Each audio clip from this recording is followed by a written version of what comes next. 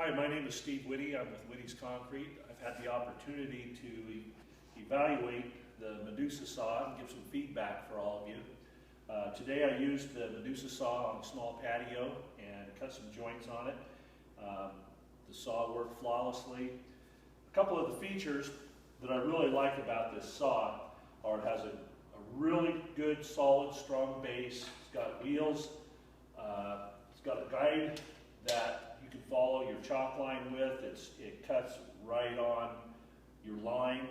A couple of neat features that the saw does have that I really like is it has a depth gauge right here that you can adjust the depth, and there's 1/2 inch, 3/4 inch, 1 inch, 2 inch, whatever you want to set it at. You set your depth gauge at it, and when you go to plunge cut, start your saw, plunge down, and then take off and follow your line. Neat features of the saw that I liked are it comes with a hose, hook up with water to a water jacket, on off for your water.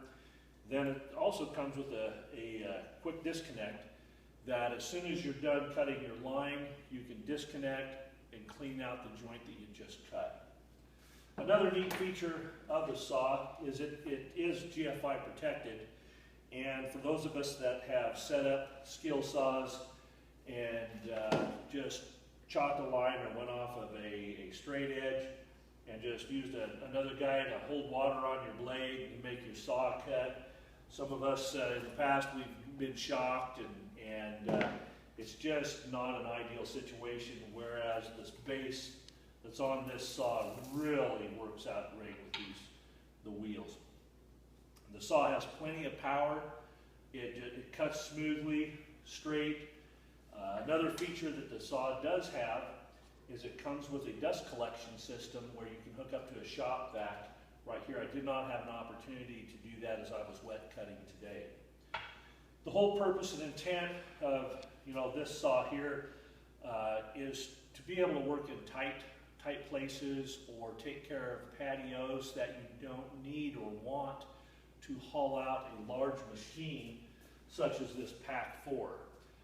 In order to operate this saw on a small patio, of course you have to hoist it into your vehicle, hoist it out of the vehicle, use the thing, which it cuts through a patio in a matter of minutes. But it's so large that, of course, when you start out one way, those of us that have cut a lot, you know that you have to turn your machine around and finish off the cut, or go through the extra effort of setting up a platform and starting on a platform and cutting through.